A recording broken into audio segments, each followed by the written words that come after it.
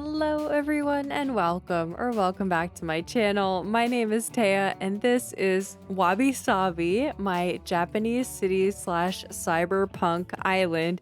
I'll cut right to the chase. Today I'm going to be doing a Gothic Carnival build in completely grayscale. How did we end up here? Why am I doing this? Well, long story short, it was April from Honeyland Horizons idea, and I foolishly agreed. just thought it was going to be a grayscale challenge and we might give each other some spicy items or something like that. But it turned out that a whole theme component was being added to this before I knew it. And I got paired up with Kate Colleen, and her theme was a Gothic Carnival. She also provided to me 5 items that would work with a Gothic Carnival for me to use. Plaza game stand, plaza clock, okay, very carnival-y. Where's the throw off? Where's the one that's gonna throw me off? Plaza merry-go-round. These are all great. Cinema roll sofa. Are you kidding me? Cinema roll okay.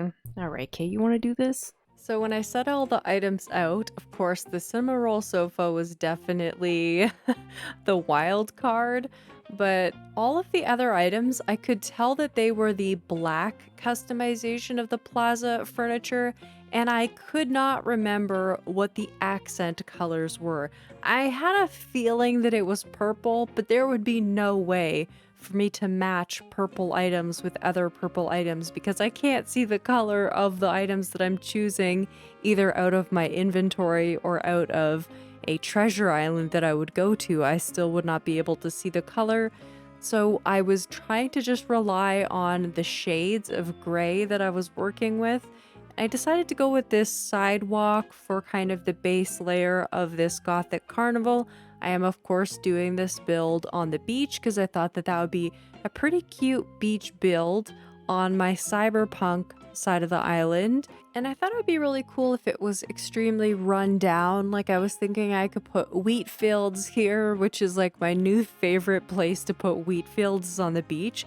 Catch me literally putting wheat fields all over my beaches now because it looks so cute, and because it's so close to the water, it really doesn't add that much more lag to your island, and they just look super cool and actually quite beachy because on a lot of different kinds of beaches all over the world, I mean, I say all over the world, I don't know about all over the world, but at least here in Canada, there's like shrubby kind of like beach grassy stuff going on, so it kind of works. It kind of looks cool. And I know that this path that I'm using right now actually is neon, so it's a neon blue color, and I knew that going in, and it was a risk that I decided to take. I really like the look and feel of it. I figured out how to use the corners on this path and it looks super cool. I wish that it was a different color. This is a path that I actually am considering making my own version of with another color in it. I think a purple would actually be perfect.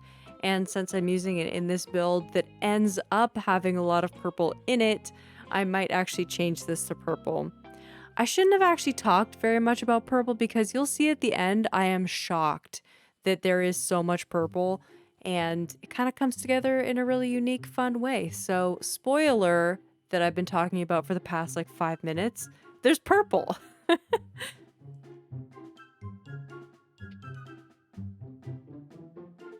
In my head, it made a lot of sense that it was like fun house flooring or something. This, however, does not make any sense at all, and I have no clue why I decided to put pipes on this section of floor. I thought that I wanted to have like some kind of a steampunk vibe. I do end up putting some meter and pipes and some like gears around, but this pipes area is actually like the entrance. So I don't understand why you would walk over the pipes to get into the carnival, but it is like that now, and I will probably change it later.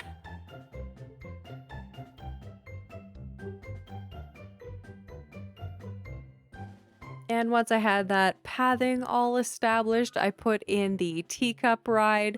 It looks super cute, but once I put in the merry-go-round on this side, I realized that I should really switch the two because the merry-go-round is very tall.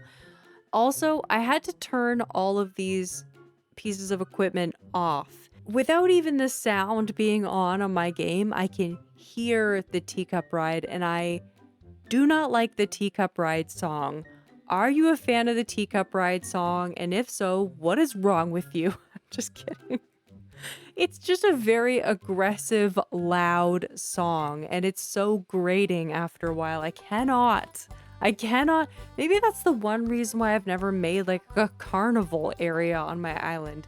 But it's crazy because so many islands have carnivals on them, and there's so many good items for it. I'm actually kind of glad that I was forced to make a carnival because I never would have chosen this for Cyberpunk, but I also think that it really works. And I think that when I'm going back and kind of revising this area, because I would like to keep it on my island, this exact area, but I think I would just revise it slightly to be a little bit more cyberpunk, add a little bit more neon in there, make it look a little bit more run down with maybe some leaf piles, details like that, I think would be cool in the future. But I wanted to keep this true to the theme and not go to cyberpunk Gothic Carnival and keep it really like pure, this is a Gothic Carnival, whatever that means. Have you ever been to a specifically Gothic Carnival? I don't know, but it's definitely a vibe. Probably not one that I would IRL ever visit, but interesting nonetheless. If that's your the less if that's your vibe. And this was kind of a gamble. I thought that these were the dark gray customization, and I took a bet. I took a wild chance on it. It looked like the dark gray customization. It felt right, and it actually was. So this worked out perfectly, but I really was not sure what color of stone this was when I was looking at them in my inventory. So that worked out. And then I left enough space here for me to grab a plaza arch. And this will be like our little entranceway. And then we'll have a little area off to this side that has some arcade machines to kind of add more to that carnival vibe. And this actually is a completely insulated build, which I really enjoy. This is just a little fragment of this beach. It's actually not able to be accessed from any other way except for this little door here and then this part right here that I just opened up, just so I would have some way to like loop around this build if I'm checking the beaches for like DIYs or something. And I decided to go to a treasure island during this build in Grayscale because I thought I felt wrong knowing the theme ahead of doing this build, going to a treasure island and picking colored items that I would specifically know the color of. So I intentionally did not go to a treasure island before starting this build so that I could go while I was in Grayscale mode. Come to think of it, I could have grabbed the items and put them sight unseen into my storage in Grayscale. That would have been a good way to plan ahead, but I did not do that. I did it on camera, which meant that you have to see this now. I mean, I could have edited it out, but here we are. This treasure island was useless to me. I grabbed like 3 things. That's why you always check what's on the island before you just sight unseen fly over. Then I went to another one, and this one was much better. This treasure island is actually by acnh Live on Twitch. They have a lot of awesome treasure islands that are all for free. If you are interested in more information on treasure islands, I have made several videos on them, and also order bots, which both have their place here on my channel. But I thought that it'd be cheating just a little bit to use order bots in the middle of this, knowing the items that I've gotten. And assuming that there was purple in the items, I probably would have done like purples and reds and that kind of thing. But I wanted to be completely sight unseen, so I went to the treasure island option instead. I had a lot of trouble picking out the correct Ferris wheel because I didn't know what order these things were in.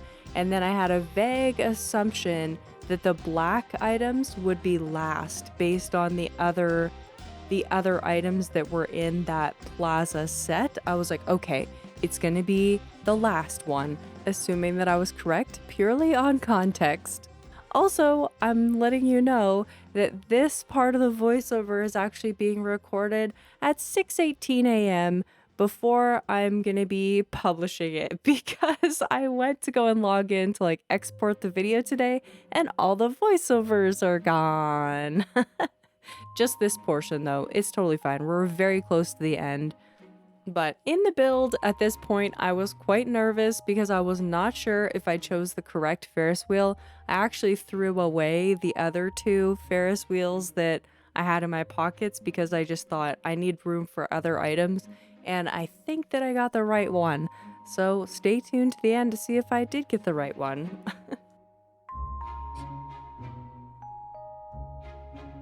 I never know how to decorate these little tiny sections of beach that are incredibly narrow, but I'm actually really happy with what I did here. I put the railing in because there is a river over there, so it kind of looks like a protective fence against it. And then I kind of put this meter and pipes here. I chose the wrong colorway for these meter and pipes in a couple of places. I used them in another spot and I actually chose the brown option by accident, so yeah. that one is brown. Why didn't I see that? It's all gray and I have no idea what I'm doing. And now it's time for my greatest moment in this entire build, everybody. These stadium lights. Again, I don't know how I chose the color correctly, but the way that the color matches from those stadium lights is absolutely insane. I don't even know. I have no idea how I chose the correct ones, but they look stunning up there. And that's like one of my favorite things to do to make everything kind of look a little bit more city-like. Throw some stadium lights behind it. It's like a game changer. It's amazing. Anyways, we just have to add one more bench and then we're done. And I will see you all for the final reveal in full super saturated color. Back to default. Let's see what I've created. Oh my gosh, everything looks so saturated. Oh my gosh, my eyes. I was wearing a red dress the whole time, turns out. I'm really nervous. Oh. Oh my gosh, this is actually so much more colorful than I was expecting. Oh my gosh. Okay. It's very purple. Oh my goodness. Actually, what? How did I actually get the purple stadium lights? And this actually has purple in it? Excuse? I actually chose the correct colorway for the Ferris wheel. I was so nervous about that. All right. I'm okay with this, you know? This is way, way, way outside of my comfort zone. I just stuck the cinema roll thing back there, but I am actually quite impressed with myself. The colors that I chose, like, I didn't know quite what colors I was selecting. This blue is a little bit jarring, but I think it's kind of fun for like a carnival vibe. A lot of guessing, but overall, this was really silly and fun to try, and I highly recommend Black and White Challenge to anybody who's interested in trying something a little spicy. I'm really happy with how it turned out. Yeah. So let me know what you think down below, guys. Very different from what I normally do, so a little bit out of my comfort zone, just a tad, but really fun. So thank you to Kate for giving me these items and this theme idea. And also thank you to everybody who's involved in this collab, and I'll see you all in the next one. Bye, everybody!